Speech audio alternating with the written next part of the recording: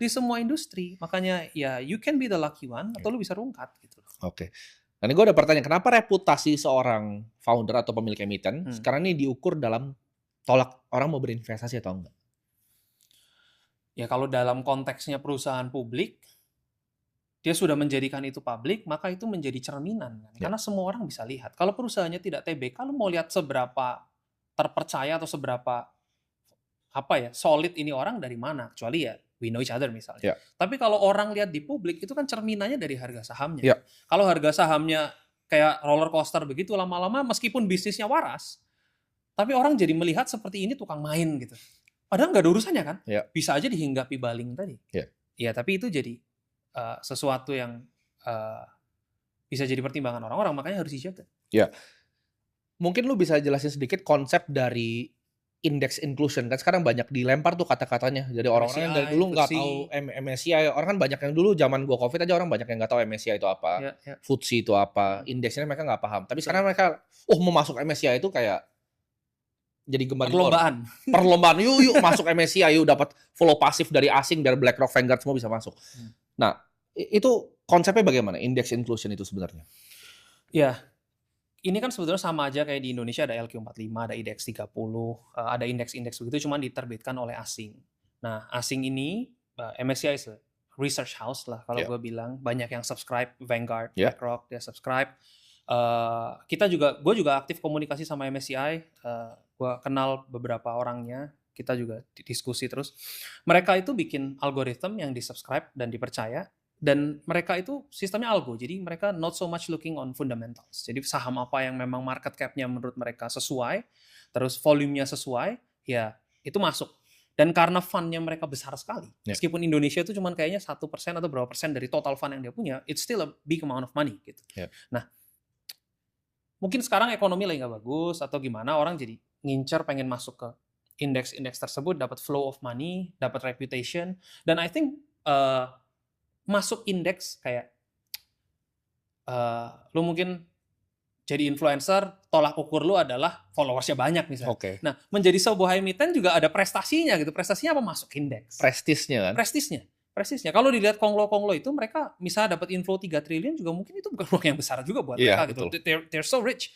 Tapi, kalau mungkin di grup WA, gue masuk indeks. Saham lu MSCI enggak?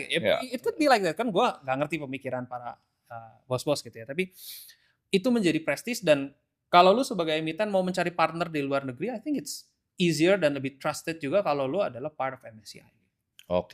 Masuk dalam satu liga yang keren gitu. Ya, jadi ini ada format gengsinya juga kan sebenarnya. Pasti. Jadi nggak semuanya orang ibaratnya punya kepentingan untuk naikin harga saham tuh hanya untuk dapat uang, karena mereka uangnya udah banyak sekali kan.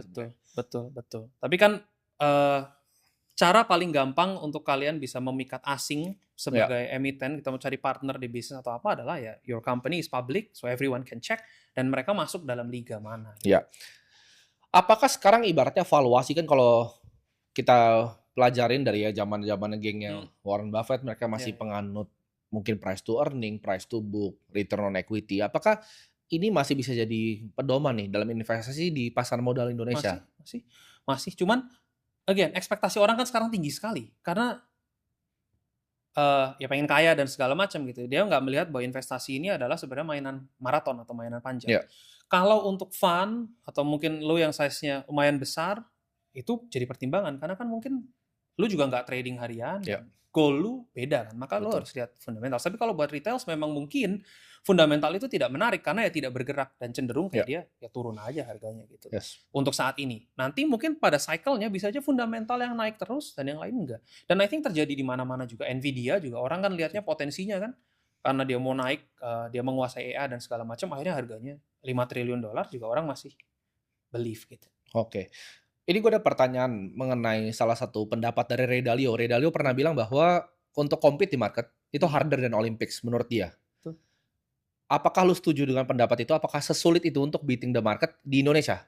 Kalau di luar negeri kan, gue biasa harian gue suka lihat ketika 13F filingnya pada keluar yang hedge fund, banyak yang sebenarnya nggak beat S&P. Kalau Nasdaq tuh hampir kalah semua lah. S&P tuh nggak banyak yang beat. Even yang besar-besar Millennium kita sebut, Point 72. Nggak banyak yang bisa ngalahin S&P. Nah di Indonesia ini, sesulit apa sih sebenarnya untuk ngalahin indeksnya ibaratnya? Karena kan kita lebih nggak efisien sebagai market dibanding US ya. Ya. Kalau bicara dari kacamata fund, tentunya gue nggak bisa bilang. Oke, karena sekarang I think kalau fund, kalau acuannya indeks, mungkin dia kalah karena kan indeksnya bukan lagi LQ45 movernya, tapi saham-saham Konglo kan movernya. Gitu. Jadi ya itu gue nggak bisa bilang dari kacamata mereka. Tapi kalau dari Indonesia sendiri, gini, technically sekarang kalau lu beli saham Konglo, at least dari tahun lalu lah, udah pasti lu mungkin duitnya minimum double lah, bisa dibilang. Masalahnya adalah profit 100% itu diukur dari apa? Apakah dari total portofolio lu atau cuman dari single sahamnya aja yang lu bisa screenshot dan pamer-pamer 500-600% gitu.